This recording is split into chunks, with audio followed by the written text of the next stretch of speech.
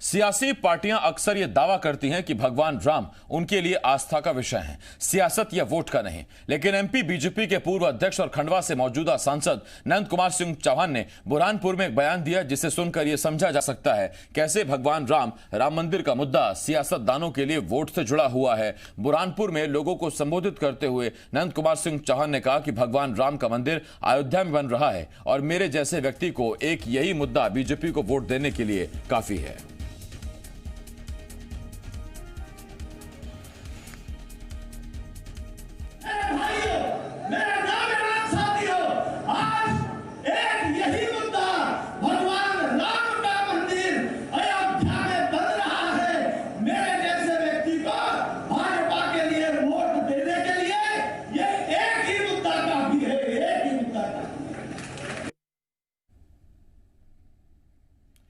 Harish Diwekar, associate editor जी मध्य प्रदेश छत्तीसगढ़, हमारे साथ जुड़ रहे हैं। हरीश जी, इसका मतलब बीजेपी खुद ये बात कह रही है कि बाकी योजनाएं वो अलग है, लेकिन एक ही मुद्दा काफी है कि अयोध्या में राम मंदिर बन रहा है। तब जबकि बीजेपी के ही कई वरिष्ठ नेता इस बात को कह चुके हैं कि राम किसी के पेटेंट नहीं है। आसिफ, बिल्कुल सही कहा। नंद कुमार सिंह चौहान लगातार 6 बार के सांसद हैं, भाजपा के प्रदेश अध्यक्ष रह चुके हैं और ऐसे में वो जिस जोश में भाषण दे रहे हैं तो दिल की बात वहां पे आ गई और उनका कहीं ना कहीं उनकी बात से ये बात साफ भी होती है। आसिफ, कहीं ना कहीं भाजपा की पार्टी लाइन में इस बात को तय करती है कि राम मंदिर का मुद्दा इस उपचुनाव में हावी रहेगा और वो जिस तरह से जिस विश्वास के साथ, आत्मविश्वास के साथ बोल रहे हैं कि एक ही मुद्दा काफी है, यानी विकास के मुद्दे हो, किसान का मुद्दा हो, युवा का मुद्दा हो, वो मुद्दे सारे फीके पड़ जाएंगे। उनका ऐसा मानना है, आत्मविश्वास है कि खाली राम मंदिर का मुद्दा जो है वो उनके लिए वोट डालने के लिए मुद्दा काफी है। इसके पहले सागर में भी इस तरह का मामला, एक वीडियो वायरल हुआ था सुर्खी में, तब वो ये गोविंद सिंह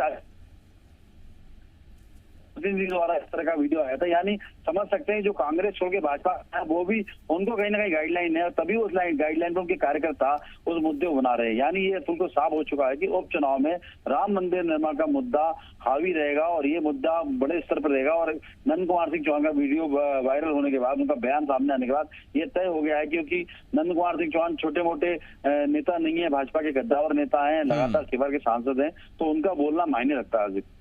बिल्कुल। और ये जो आपने घटना और गिनाई सागर की सुर्खी वाली, जिसमें बीजेपी ने कहा कि अभी आचार संहिता नहीं लगी है, और नंद कुमार सिंह चौहान का ये कहना, बहुत जोश में हरीश जी दिखाई दे रहे हैं, जोश में बयान निकल गया। दरअसल पार्टी लाइन है जिसे कार्यकर्ताओं तक पहुंचा दिया नंद कुमार सिंह चौहान ने। बिल्कुल, जिस जज्बात में दिया हुआ भाषण है और जिस जोशील अंदाज में बोला है, और आप भाषण का बॉडी लैंग्वेज देखेंगे तो उनका आत्मविश्वास, जिस आत्मविश्वास के साथ एक एक शब्द को नाप तोल के बोल रहे हैं, तो कहीं ना कहीं पार्टी गाइडलाइन है। और ये पार्टी गाइडलाइन इससे भी स्टेब्लिश होती है, जो सुर्खी वाली घटना है उसमें साफ तौर पर कह रहे हैं कि एक वोट आप यहाँ देंगे, एक ईंट राम मंदिर में लगेगी। यानी भाजपा का एक एक कार्यकर्ता उपचुनाव में उतरेगा तो विकास के मुद्दे कहाँ रहेंगे पता नहीं, पर राम मंदिर का मुद्दा सबसे आगे रहेगा, राम मंदिर निर्माण का मुद्दा आगे रहेगा। और भाजपा को पूरा विश्वास है कि राम मंदिर निर्माण के मुद्दे पर वो मतदाताओं को वापस से जोड़ पाएगी, उनकी भावनाओं के साथ उनको अटैच कर पाएगी, राम जी के नाम पर अटैच कर पाएगी और उस उपचुनाव में फतेह हासिल कर पाएगी। तो क्या बीजेपी को उपचुनाव से पहले हरीश जी ये डर सता रहा है कि कहीं कांग्रेस जो ये राम मंदिर बनाएंगे और रामलला कसम खाएंगे मंदिर वहीं बनाएंगे, जिस बात को लेकर तब जबकि आडवाणी और अटल की बीजेपी आगे बढ़ी थी, क्या बीजेपी को डर सता रहा है कि कहीं वो मुद्दा फीका पड़ रहा है, जनता पर पकड़ कमजोर पड़ रही है और हमको ये बताने की जरूरत पड़ेगी कि अगर राम मंदिर बनाए तो वो हमारे प्रयासों से बना है? आसिफ, देखिए, वैसे मैं लौट रहा हूं हरीश जी इस पर आपके पास। पूर्व बीजेपी प्रदेश अध्यक्ष खंडवा से लोकसभा के सांसद नंद कुमार चौहान साहब हमारे साथ जुड़ रहे हैं। नंदू भैया, बहुत स्वागत है आपका। बीजेपी के तमाम बड़े नेता, खुद उमा भारती को मैंने 5 अगस्त को सुना जब नरेंद्र मोदी जी शिलान्यास करने गए थे राम मंदिर का, उन्होंने कहा था कि राम किसी के पेटेंट नहीं है, और आज आप जोश में ये कहते नजर आए कि मेरे जैसे व्यक्ति के लिए तो एक ही मुद्दा काफी है कि अयोध्या में राम मंदिर बन रहा है। देखिए, मैंने ये बात कही कि अयोध्या में जहां प्रभु राम का मंदिर था वो मंदिर तोड़ दिया गया था जी, और 500 साल से राम भक्त इस बात के लिए संघर्ष कर रहे थे, आस लगा के बैठे थे कि जहां हमारे प्रभु राम जन्मे हैं उस जन्मस्थली पर राम जी का मंदिर बनना चाहिए। भगवान की कृपा से ऐसा योग आया, नरेंद्र मोदी जी प्रधानमंत्री बने और उन्होंने सर्वोच्च न्यायालय के सामने सारे प्रमाण ऐसे प्रस्तुत किए कि 5 बेंच की सुप्रीम कोर्ट की 5 जजेस की बेंच ने मिलकर ये फैसला दिया कि हाँ, यही वह जगह है जहां पे प्रभु राम ने जन्म लिया था। इस मंदिर को ढहाया गया था और आक्रामक बाबर ने यहाँ पर मस्जिद बनाई थी। 5 जजेस में एक जज मुस्लिम और एक जज ईसाई है। तो ये मोदी जी के सफल प्रयासों से आज हमें यह दिन देखने को मिला और 5 अगस्त को प्रभु राम जी के मंदिर के निर्माण का मोदी जी के शुभ हाथों भूमि पूजन भी हुआ। नहीं, मैं तो आपसे नंदू भाई जानना चाहता हूं, इतनी सारी योजनाएं, 6 साल में इतनी सब कुछ, इतना काम, उस पर एक राम मंदिर का निर्माण भारी है क्या? देखिए, ये भावनात्मक चीज है साहब। मनुष्य के लिए भावनाओं का अपना एक स्थान होता है, विकास अपनी जगह है। मैंने ये कहा कि प्रभु राम जी के मंदिर का निर्माण का फैसला हो जाना और निर्माण शुरू हो जाना, ये एक ही मुद्दा जीवन भर बीजेपी को वोट देने के लिए मेरे लिए काफी है।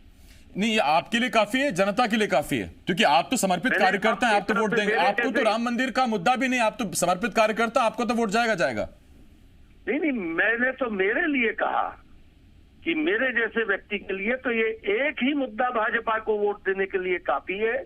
हमारे पास तो मुद्दे और हैं, विकास के मुद्दे हैं, जन कल्याण के मुद्दे हैं, ऐसे तमाम मुद्दे हैं मोदी जी और शिवराज जी के, जिसको लेकर हम जनता के बीच वोट मांगने जा सकते हैं। लेकिन मेरे जैसे एक व्यक्ति के लिए तो राम मंदिर का निर्माण करा लेना, यही मुद्दा जीवन भर वोट देने के लिए काफी है। ठीक, नंदू भैया, अब मेरा अगला सवाल आपसे ये है कि दरअसल आप देखिए कोई कार्यकर्ता नहीं है, आप पार्टी के प्रदेश अध्यक्ष रहे हैं, आप जो बात कहते हैं वो पार्टी की लाइन बन जाती है। सुर्खी में हमने जो तस्वीरें देखी जिसमें गोविंद सिंह राजपूत के कार्यकर्ता बुजुर्ग को ये समझाते हुए नजर आए कि अगर आप कमल पर एक बटन दबाएंगे तो राम मंदिर में एक ईंट लगेगी। आज आप कह रहे हैं कि मेरे जैसे व्यक्ति के लिए राम मंदिर बन जाना यही एक मुद्दा काफी है। आप एक लाइन दे रहे हैं क्या कार्यकर्ताओं को कि उपचुनाव में आप राम के नाम पर वोट मांगिए? देखिए, राम के नाम पे तो हम पहले भी वोट मांगते आए और जब यही कांग्रेस के लोग कहते थे कि भाजपा वाले बोलते हैं कि कसम राम की खाते हैं, मंदिर वहीं बनाएंगे लेकिन तारीख नहीं बताएंगे। आज मंदिर के निर्माण का काम भी शुरू हो गया और 5 अगस्त की तारीख भी बता दी। और जहां तक भावनाओं का सवाल है, इस भारत भूमि में जन्म लेने वाले हर व्यक्ति के लिए राम मंदिर के निर्माण का होना एक गौरव की बात है। ये एक ऐतिहासिक ऐसी घटना है जिसको हम जीवन भर नहीं भुला सकते। ठीक, मैं आ रहा हूं आपके पास नंदू भैया। हमारे साथ इस वक्त बृजेंद्र सिंह राठौर, पूर्व मंत्री मध्य प्रदेश के, हमारे साथ जुड़ रहे हैं कांग्रेस की तरफ से। राठौर साहब, नंद कुमार सिंह चौहान साहब हमारे साथ लाइन पे हैं। नंद कुमार सिंह चौहान साहब आज बहुत जोश में थे, उन्होंने आज एक बयान दिया है। उन्होंने कहा कि मेरे जैसे व्यक्ति के लिए सिर्फ यही मुद्दा बीजेपी को वोट देने के लिए काफी है कि अयोध्या में राम मंदिर बन रहा है। आप भी ओरछा वाले हैं, राम राजा वाले हैं, इसीलिए हमने आपको लाइन पर लिया है। बोलिए राठौर साहब। जी जी, धन्यवाद आसिफ जी। देखिए, निश्चित रूप से मैं ऐसी जगह से आता हूं और ऐसी जगह से ही मेरी पहचान है जहां राजा के रूप में राम जी विराजते हैं। ओरछा कोई परिचय के लिए मोहताज नहीं है, दुनिया जानती है ओरछा को, और मैं भी पूरी आस्था रखता हूं। लेकिन मैं ये कहूं कि केवल राम जी के नाम के ऊपर हम वोट मांगेंगे या राम जी के नाम के ऊपर हम राजनीति करेंगे, इसका मैं पक्षधर नहीं हूं।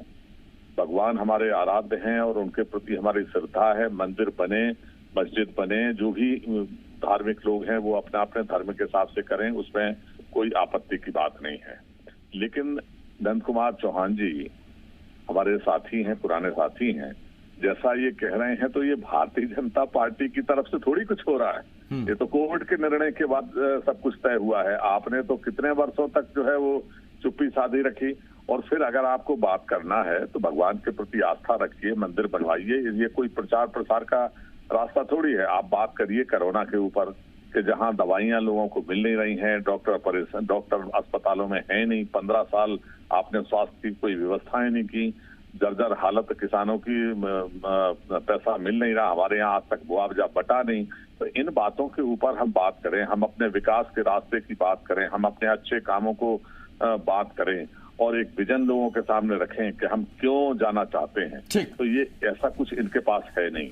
जिस नंदू भैया, कांग्रेस और राठौर साहब जिस मुद्दे को उठा रहे हैं, जो सवाल पूछ रहे हैं, वो मुद्दा बड़ा क्लियर है कि मुद्दों से अलग हटकर आप जनता का सीधा ध्यान अगर कहीं केंद्रित करवा रहे हैं या आप उनको कह रहे हैं, तो वो है कि बस आप एक राम के नाम पर वोट दीजिए, बाकी चीजें बाद में। मैंने इसीलिए आपसे कहा ना कि इनके पास कोई जवाब नहीं है। नहीं, ये सवाल मेरा नंद कुमार सिंह चौहान साहब से था। राठौर जी, आ रहा हूं।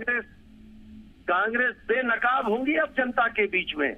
आज ही मुख्यमंत्री शिवराज सिंह चौहान ने, कमलनाथ जी ने जो संबल योजना बंद कर दी थी, उसमें लगभग 500 करोड़ रुपए प्रदेश भर के गरीबों के खाते में संबल योजना शुरू करके आज ही डाले हैं। ऐसे एक नहीं अनेक मुद्दे हैं। आज ये कल ही हमारे मुख्यमंत्री ने प्रधानमंत्री किसान सम्मान निधि, जो माननीय मोदी जी प्रत्येक किसान को 6,000 रुपया देते हैं एक किसान को, उसके साथ और जोड़ते हुए हमारे मुख्यमंत्री ने कहा कि हम 4,000 रुपए और देंगे, 10,000 रुपए की किसान सम्मान निधि हो जाएगी। नंदू भैया, मैं यही तो कह रहा हूं, कल आप कृषि बिल लाए, आप कहते हैं किसानों के हक में, आपने सम्मान निधि बढ़ा दी, इतने काम तो आप कर रहे हैं, फिर अकेले राम के नाम पर वोट क्यों? नहीं, अकेले राम के नाम पे नहीं, मैंने ये कहा कि मेरे लिए तो वही एक मुद्दा जीवन भर वोट देने के लिए काफी है साहब। हम हिंदुस्तान में पैदा हुए, भारत की धरती पर पैदा हुए, 500 साल तक हमने वो दुख झेला है। भारतीय हिंदू समाज ने, जहां पर राम पैदा हुए थे, वो मंदिर ध्वस्त कर दिया गया, वहां पर आक्रामक बाबर ने मस्जिद बनाई और 500 साल तक ये संघर्ष चलता रहा। ये तो नरेंद्र मोदी जी की कुशलता है। उन्होंने सुप्रीम कोर्ट के सामने न्यायिक तरीके से, लोकतांत्रिक तरीके से सारे प्रमाण जुटाए और तब जाके सुप्रीम कोर्ट का फैसला हुआ। ये तो कांग्रेस पार्टी वो पार्टी है जिसने राम सेतु के समय में सुप्रीम कोर्ट में हलफनामा दिया था कांग्रेस सरकार ने। ठीक, नंदू भैया, जब आपने सवाल उठाए हैं तो कांग्रेस से आपके सवाल का जवाब भी मैं ले लेता हूं। राठौर साहब, आपसे मेरा सवाल यह है, प्रियंका गांधी आने वाली हैं मध्य प्रदेश, सॉफ्ट हिंदुत्व बड़ा मुद्दा छाया रहा कि कांग्रेस सॉफ्ट हिंदुत्व की तरफ जा रही है। तो जब आप सॉफ्ट हिंदुत्व की तरफ जा ही रहे हैं, तो उसमें नंदू भैया अगर पार्टी को अपने कोर मुद्दे पर ले जा रहे हैं, वो अगर मूल मुद्दे पर ले जा रहे हैं कि हिंदुत्व जिंदाबाद, तो उसमें क्या आपत्ति राठौर साहब? और ये तो बीजेपी कोई पहली बार नहीं दिखा रही है, ये बीजेपी का आडवाणी अटल बीजेपी से चली आ रही है। मैं भी ना सिख समुदाय से आता हूँ, ना मुस्लिम समुदाय से आता हूँ, ना सिंधी समुदाय से आता हूँ, न किसी दूसरे समुदाय। मैं भी हिंदू समुदाय से आता हूँ, मेरे भी आराध्य राम जी हैं और पूरी आस्था है।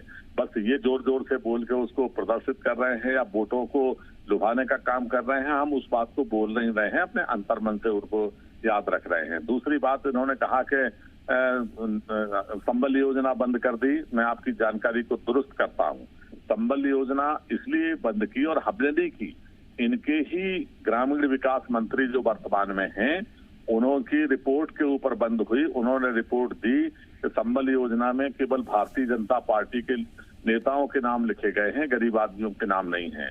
तो हमने संबल योजना का नाम बदलकर नया सवेरा योजना हमने रखी और उन गरीबों को हक दिलाने का भी काम किया जिनको हक मिल नहीं पा रहा था।